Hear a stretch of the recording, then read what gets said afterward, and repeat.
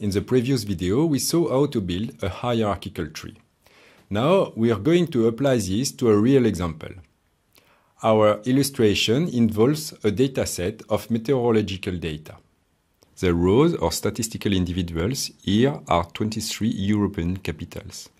The columns are quantitative variables, giving the mean monthly temperatures.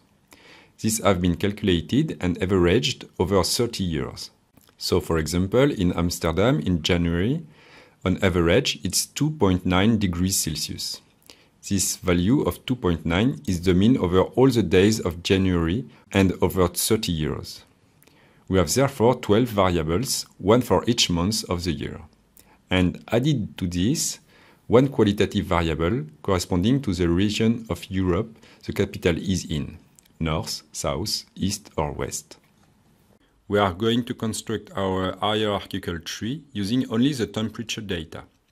Here, constructing the hierarchical tree means looking to group together capitals with similar temperature data and then trying to find characterizing features of each group. A little note before we continue, we are going to work with the centered and standardized versions of the variables rather than the raw data to help give the same importance to each variable when building the hierarchical tree. Here is the hierarchical tree we get using the Euclidean distance and worth criterion. We see, for example, that Sofia and Sarajevo have similar weather profiles. The temperatures in these two towns are quite similar throughout the year. Another fairly homogeneous group is visible: Athens, Lisbon, Madrid and Rome. Going further in, we see that Madrid and Rome are the most similar to each other in this group.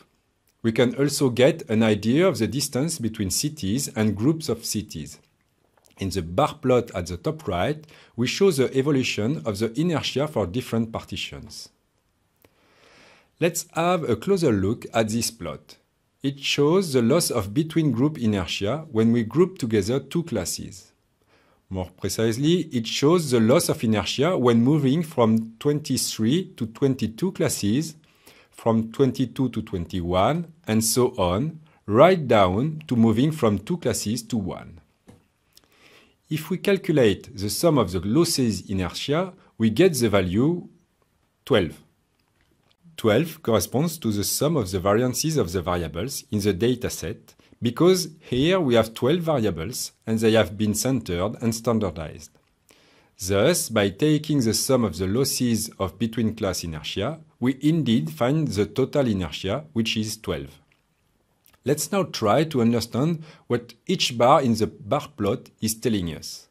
The big bar on the left shows the loss of between-class inertia when moving from two classes to one. The loss of inertia is 6.76, which is rather large. This means that this attempt at grouping together two classes brings together quite different individuals. We really don't want to do this. The red bar shows the loss of inertia when moving from 3 to 2 classes. This loss of between-class inertia is 2.36. This is still quite large, and again, we'd rather not group together the three classes into two.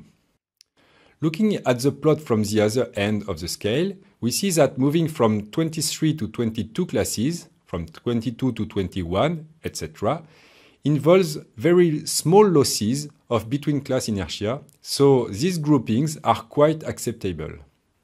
So the question hanging over us is, how far should we go when grouping together classes, and when should we stop? Another way of saying this is, how many classes should we have? In our example, how many groups should we retain? 2, 3, 4? This is a very good question.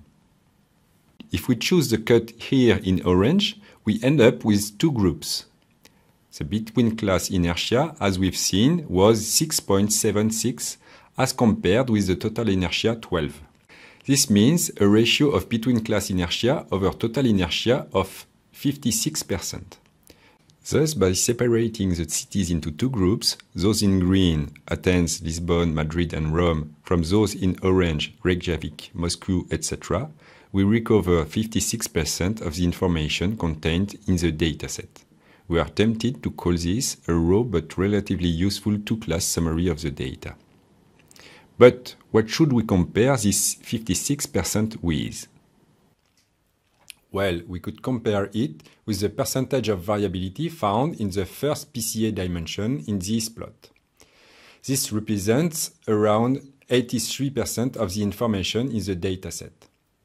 From the clustering, separating just the green cities from the orange ones, we get 56% of the information, so rather less than the PCA's first dimension. Indeed, the first dimension gives more detailed information. It separates Athens from Lisbon and Madrid, with Athens pushed further out from the center. Similarly, Helsinki is pushed out much further than Paris, whereas in the classifier, these two cities are in the same class. Clearly, the classifier gives a less refined summary of the data than the first PCA dimension. Now, if we separate the orange cities, the ones that are called, into two groups, we will have a clustering with three groups in total. Moving to three classes helps us not to lose the inertia lost when moving from 2 to 3 classes. We recover a between-class inertia of 2.36, which is about 20% of the information. Separating the cold cities into two groups gives us back 20% of the total information. So with a three-class classifier, we recover 56 plus 20, that is 76% of variation in the data. Three classes give us 76% of the total variation. Note that with PCA and two dimensions, we recover about 98% of the information. The choice of the number of classes is important because partitioning with too few classes risks leaving classes which are not at all homogeneous. On the other hand, partitioning with too many classes risks creating classes that are not very different from each other. Clearly, the big question is, how many classes should we stop at? One possible strategy is to choose the number of classes by looking at the tree. We might consider cutting the tree somewhere where the branches are quite long. We can also look at the plot with the bars and choose to stop the grouping together at the point where the jump from one bar to the next becomes small, meaning that little information is gained and it's no longer useful to group together any more classes. Or looked at from the other end of the tree, there is no point continuing to cut classes in two when the jump from one bar to the next gets small. Choosing a good number of classes also depends on the data itself and the number of individuals. If we have a survey with thousands of individuals, it may be useful to have 5, 6, or even 10 or more classes. And if we have much less individuals, it's probably better to have fewer classes. As for the data itself, if we have a huge variety of very different individuals, it's better to have more classes.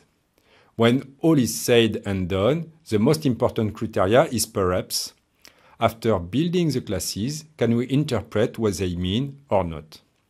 Can we understand and characterize each class?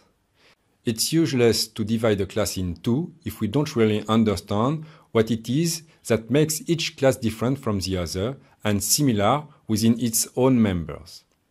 In this example, we have seen how hierarchical clustering helps us to suggest the number of classes to keep. In the next video, we'll look at how to build a partitioning method when the number of classes is fixed.